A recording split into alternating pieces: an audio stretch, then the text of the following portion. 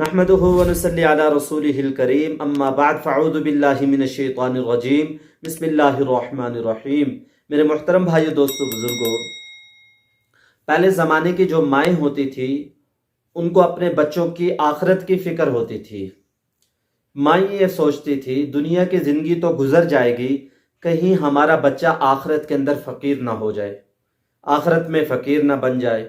अपने बच्चों को आखिरत की नसीहत करती थी। और हम लोग जो आज के ज़माने में हम सोचते हैं हमारे बच्चे का अच्छा मकान, अच्छी गाड़ी, सिर्फ दुनिया की ही सोचते हैं। मेरे मुहतरम भाइयों, दोस्तों, बुज़ुर्गों, दुनिया की ज़िंदगी ख़त्म होने वाली है। फ़कीर की भी गुज़र जाएगी, अमीर की भी गुज़र जाएगी। असल आखिरत की ज़िंदगी है, मरने के बाद की ज़िंदगी असल है। जिसकी वो ज़िंदगी बन गई वो हमेशा हमेशा के लिए कामयाब हो जाएगा। हज़रत सुलेमान की वालिदा ने आपसे फरमाया, ए मेरे बेटे, रात को ज़्यादा ना सोया करो, क्योंकि रात को ज़्यादा सोना इंसान को आखिरत में फ़कीर बना देता है। कैसे फ़कीर बनाता है?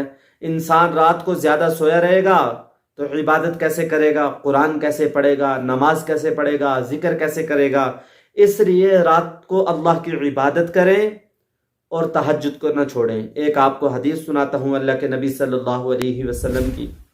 अल्लाह के नबी सल्लल्लाहु अलैहि वसल्लम ने फरमाया, इन्न फिल जन्नति गुरफन युरा ज़ाहिरुहा मिन बातिनिहा व बातिनुहा व ज़ाहिरुहा। जन्नत के अंदर एक महल है जो बहुत खूबसूरत है, जिसका अंदर बाहर से बाहर अंदर से नजर आता है। एक सहाबी अबू मुसाशिरी ने पूछा, या रसूल अल्लाह, ये किसके लिए है, ये किस शख्स को मिलेगा? अल्लाह के नबी सल्लल्लाहु अलैहि वसल्लम ने फरमाया, लिमन अताबल कलाम, जो लोगों से नरमी से बात करे, व अतअमत ताम, लोगों को खाना खिलाए। तीसरी बात यह फरमाई, वबात काइमन वन्नासु नियाम, सारे लोग सो रहे हों और ये तहज्जुद की नमाज पढ़े। मेरे मुहतरम भाइयों, दोस्तों, बुजुर्गों, तहज्जुद को ना छोड़ें। तहज्जुद के अंदर अल्लाह ताला से हम जो मांगेंगे अल्लाह ताला फौरन दे देंगे।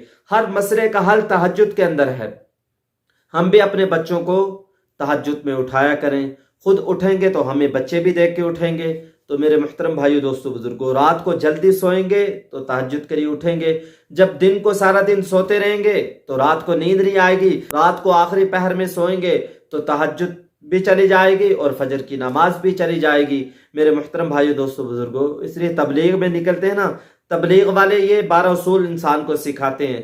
कम खाना, कम सोना, कम मस्जिद से बाहर जाना, और जो ज़रूरत की बातें हैं वो भी कम करना। तबलीग वाले ये सिखाते हैं। ये बहुत उम्दा बातें हैं।